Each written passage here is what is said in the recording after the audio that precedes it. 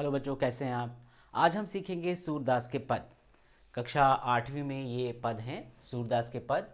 और हम सीधे चलते हैं सूरदास के पद की ओर। ये पहला पद है कक्षा 8वीं का। मैया कबहीं बढ़ेगी चोटी, कितनी बार मोही दूध पियत भई, यह अजऊ है छोटी, तू जो कहती बल की बेनी ज्यों, हुए है लांबी मोटी, काढ़त गुहत नहावत जय है, नागिन सी भुई लोटी, काचो दूध पियावत पची पची, देती न माखन रोटी, सूर चिरजीवो दो भैया, हरि हलधर की जोटी।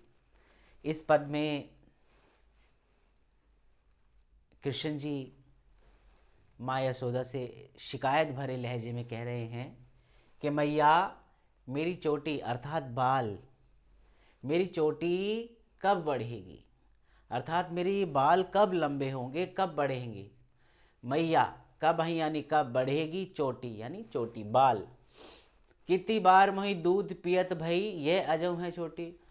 कितनी बार बाल बढ़ने के, चोटी बढ़ने के लालच में बार बार आपने मुझे दूध पिलाया है, पर तो ये तो आज आज भी छोटी की छोटी है बाल। चोटी मेरी छोटी की छोटी है, बड़ी ही नहीं। तू जो कहती बल की बेनी जो, तुमने तो कहा था बल यानी बलराम, कृष्ण जी के बड़े भाई बलराम, बेनी माने चोटी। तू जो कहती, तुम तो कहती थी बलराम की चोटी के जैसी लंबी और मोटी हो जाएगी।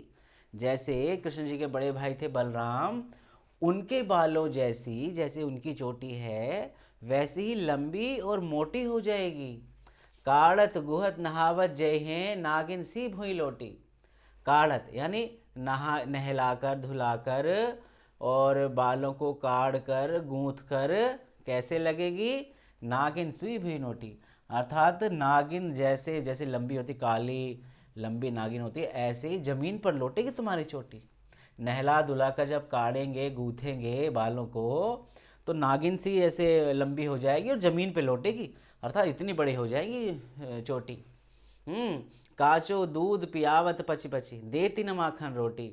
अब यहाँ देखो कितना शिकायत भरे लहजे में कृष्ण जी कह रहे हैं कि मैया, आपने मुझे कई बार कच्चा दूध पिलाया है। कांचो दूध पियावत पची पची, पची पची बनी बार बार, है ना, रोज रोज प्रतिदिन आपने मुझे कच्चा कच्चा कच्चा दूध पिलाया है। देती ना माखन रोटी, और मांगने पर भी आपने मुझे रोटी नहीं दी, इसीलिए मेरी ये चोटी अभी भी छोटी की छोटी है, मेरे बाल छोटे रह गए। अब ऐसे बातों को सुनकर मैया यशोदा भावुक हो गई और माँ यशोदा कहती हैं, सूरदास जी ने मैया के मुंह से कहलवाया, सूर चिर जीवो दो भैया, हरि हलधर की जोटी, कि मेरे बच्चे मेरे बच्चे कृष्ण जी और हलधर यानी बलराम की जोड़ी चिरकाल तक बनी रहे। ये इसका सौंदर्य है, भाव है। और आपने यहाँ देखा कि ये जो पची पची शब्द है, इसमें पुनरुक्ति प्रकाश अलंकार है। विशेष आप लिख सकते हैं ऐसे बच्चों, ये जानकारी होनी चाहिए। विशेष में क्या लिखेंगे, पुनरुक्ति प्रकाश अलंकार। और ये देखिए एक बार, और यहाँ ये हरि हलधर, हरि हलधर में क्या है, ह है जो है अनुप्रास अलंकार है। इसको मैं 2 नंबर दे देता हूँ, उसको 1 नंबर दे देता हूँ। अनुप्रास अलंकार, ठीक है। तो ये हमने यहाँ देखा, और ये नागिन सी भी दिखाई दे रहा है, इसको मैं 3 नंबर दे रहा हूँ। 3 नंबर नागिन सी में क्या है, उपमा अलंकार। नागिन सी, सा से सी जहाँ पे आ जाए कौन सा अलंकार रहता है, उपमा, ठीक है। तो ब्रज भाषा का सुंदर प्रयोग है, 4 नंबर पे लिख रहा हूँ।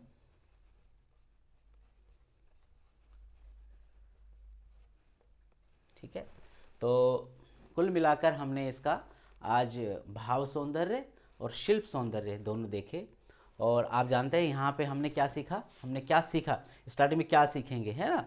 और हमने सीखेंगे जब स्टार्टिंग में लिखते हैं भाषा के विविध कौशल, इस पद के माध्यम से कृष्ण की बाल लीलाओं का वर्णन।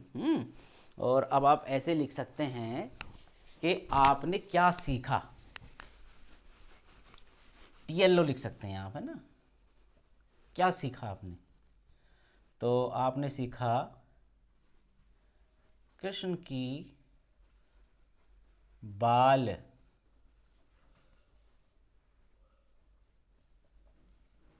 लीलाओं के माध्यम से बाल मनोविज्ञान।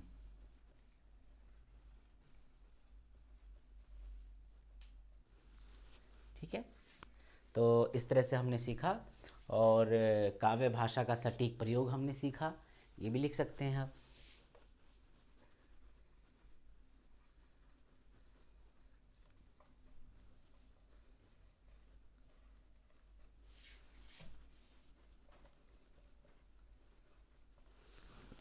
तो इस प्रकार ये पद जो है मोस्ट इम्पॉर्टेंट है, परीक्षा में भी आ सकता है, और आप इसको याद करें और इसके अर्थ, इसको बार इसका अर्थ समझें।